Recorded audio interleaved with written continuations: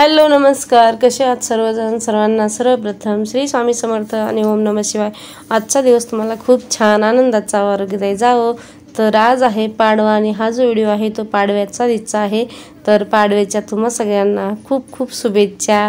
तर पाडव्याच्या दिवसाची व्हिडिओची जी सुरुवात आहे ती आपण अनर्शापासून केलेली आहे.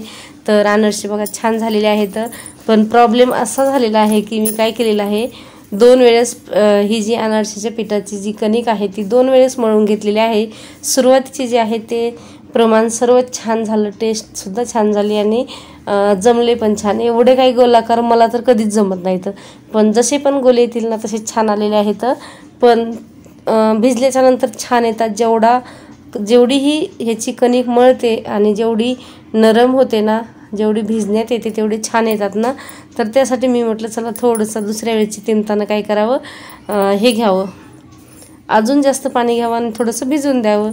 तर त्यासाठी मी काय केलेलं आहे बघा, कणिक मळताना थोडंसं म्हणजे जास्त पहिले छान आले त्याच्या उत्साहामध्ये थोडंसं पाणी जास्त टाकले. हे बघा टमटम फुगलेले आहेत छान आणि तीळ वगैरे लावल्यामुळे पण छान दिसतात. आणि ह्याला तीळ किंवा खसखस लावल्याशिवाय ह्याची टेस्ट किंवा ह्याचं जे पण हे आहे ना दिसण्याचं छान नाही दिसत. तर ह्याला मी तीळ लावून घेतलेले आहेत आणि एक एक करून तळून घेतलेलं आहे, कारण ह्याला जी तेल आहे ना एकदम खेळत्या प्रमाणामध्ये लागतं. त्यासाठी मी थोडं टाकले, त्यामुळे एक एक तळून घेतलेलं आहे. आणि तर दुसरं जी म्हणजे पहिल्या वेळेस कणिक मळून घेतली त्याची अगोदर पूर्ण करून घेतले आणि दुसऱ्या वेळेस कणिक मळताना जरा हे केलेलं आहे. त्याची कणिक कशी मळायची म्हणलं तुम्हाला पण शेअर करावं, आणि तुम्हाला शेअर करण्याच्या नादात आणि माझ्या उत्साहाच्या नादामध्ये याची काय झालेली आहे, कणिक थोडी जास्तच पातळ झालेली आहे. तर इथे बघा मी तूप टाकलेलं आहे आणि तूप किंवा तेल ह्याच्यामध्ये तुम्ही काहीही टाकू शकता, पण जास्त प्रमाणामध्ये ह्याच्यामध्ये आपण तूपच टाकतो. तर हे जे आहे ते गावरान तूप नाही टाकलेलं, जे आपलं वनस्पती तूप जे आहे ना ते टाकलेलं आहे. तर हे टाकल्याच्या नंतर सर्व आपल्याला काय करायचे आहे, जसं की आपण शंकरपाळ्याची कणिक मळतो त्या पद्धतीनं हे सर्व आपल्याला एकजीव करून मिक्स करून घ्यायचं आहे. आणि हे सर्व मी काय केलेलं आहे, मिक्स केलं आणि पाणी टाकलं. ज्यावेळेस पाणी टाकलं त्यावेळेस पाणी जे आहे ते माझ्याकडून जास्त झालेलं आहे.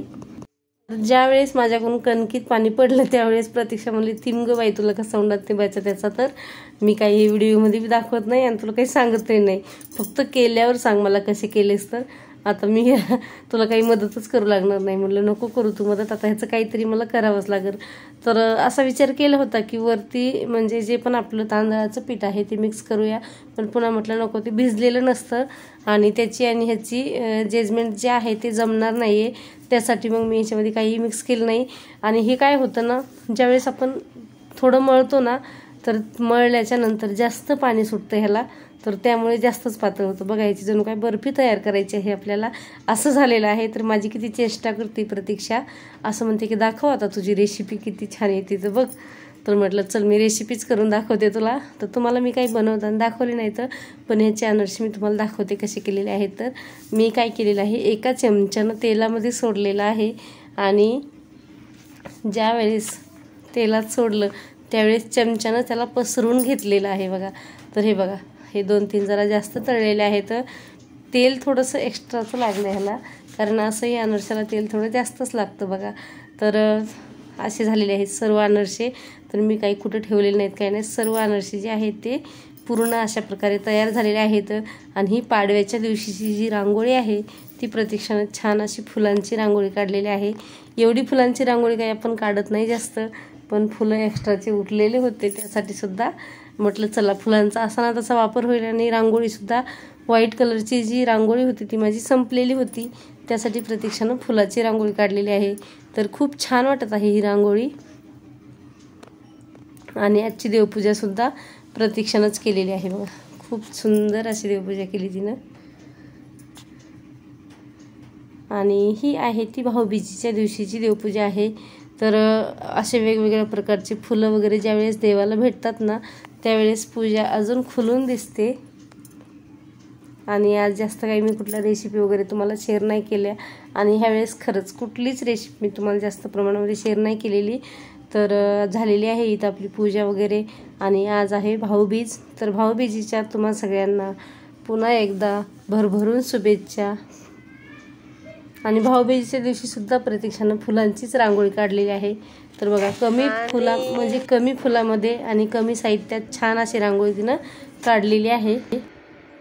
तर इथे भावाला ओवाळण्यासाठी तिने काय केलेले आहे, रांगोळी काढून घेतलेली आहे, ती पण फुलांचीच काढलेली आहे। तर आजचा जो मुहूर्त होता तो सकाळी 12 वाजेपर्यंत होता आणि संध्याकाळचा जो होता तो 6 ते 9 वाजेपर्यंत होता। ज्यांना मुहूर्त पाळायचा होता तो मुहूर्त वेळ जो होता तो सकाळचा आणि संध्याकाळचा तेवढाच होता आणि ज्यांना नाही पाळायचा आहे ना त्यांनी दिवसभर केलं तरीही चालेल असा होता। तर असं मी इथे देवपूजा वगैरे झाल्याच्या नंतर म्हणजे सर्व आवरल्याच्या नंतर देवांना सुद्धा काय केलं, थोडंसं ओवाळून घेतलेलं आहे। हॅलो नमस्कार, कसे आहात सर्वजण? सर्वांना सर्वप्रथम श्री स्वामी समर्थ आणि ओम नमः शिवाय। आजचा दिवस तुम्हाला खूप छान आनंदाचा व आरोग्यदायी जावो। तर आज आहे भाऊबीज आणि भाऊबीजेच्या तुम्हा सगळ्यांना खूप खूप शुभेच्छा। तर हे बघा प्रतीक्षा काय करत आहे, रांगोळी काढत आहे, इथे फुलांची रांगोळी काढत आहे। बघा दारी छान अशी दिव्याची रांगोळी काढलेली आहे आणि हे बघा उरलेली जी फुलं आहेत ते खूप हे झालेले आहेत आणि इथे छान अशी प्रतीक्षा काय करत आहे, रांगोळी काढत आहे भावाला ओवाळण्यासाठी। प्रतीक्षाची रांगोळी होईपर्यंत मी काय केलं, देवांना जे औक्षण आपण म्हणतो ना ते मी करून घेतलेलं आहे।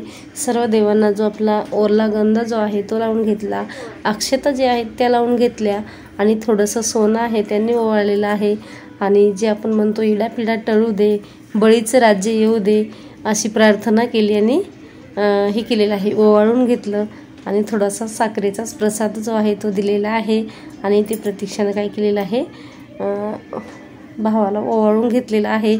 तर ओवाळणी जी आहे ती भावानी काय केलेली आहे, अगोदरच आणलेली होती। तर तिनं जी आहे ती अगोदरच म्हणजे तिनं 2-3 ड्रेस घेतलेले होते, 2 भावाकडून 2 घेतले, एक तिच्या पप्पाकडून घेतला। तर तिनं सर्व ड्रेस जे आहेत ते अगोदरच घातले होते, त्यासाठी तिला चॉकलेट आणायची होती। तर चॉकलेट राहिलेली आहे आणायची, तर मुलांच्या लक्षात नाही राहिलं। तर त्यांनी काय केलेलं आहे, पैसे टाकलेले आहेत आणि इथं जो करदुडा म्हणतो ना आपण, करदुडा आणि सुपारी, भाऊबीजेला बहिणीकडून भावाला करदुडा आणि सुपारी द्यायची असते ती दिलेली आहे आणि ह्यानं काय केलेले आहेत, तिला 50 रुपये टाकलेले आहेत। तर हे बघा इथं पैसे दिसत आहेत ताटामध्ये टाकलेले। आम्हाला ओवाळणी एक तर व्हिडिओमध्ये यायला नाही आवडत, दुसरं तर असं काही देताना घेताना तर नकोच वाटतं। तर त्यासाठी काय केलेलं आहे, तिथं थोडंसं स्किप केलेलं आहे। तर असं इथं नंतर तिनं काय केलेलं आहे, थोडीशी जी आज म्हणली चला लास्टचा दिवस आहे तर थोडीशी सुरसुऱ्या वगैरे मला वाजवायच्या आहेत, तर तिने ते वाजवून घेतलेले आहेत। मस्त सेलिब्रेट केलं थोडंसं भाऊबीज।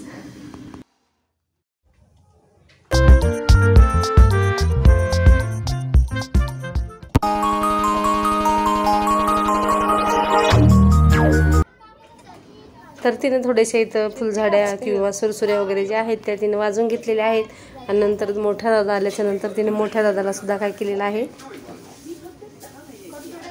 मोठा दादा आल्याच्या नंतर तिने मोठ्या दादाला सुद्धा ओवाळून घेतलेला आहे। तिचे पप्पा मात्र शेकडून 10 वाजता आल्याच्या नंतर त्यांना ओवाळलेलं आहे। तर अशा प्रकारे इथेच आपली भाऊबीज झालेली आहे। चला पुन्हा भेटूया अशाच एका नवीन व्हिडिओमध्ये, तोपर्यंत सर्वांना बाय आणि ओम नमः शिवाय।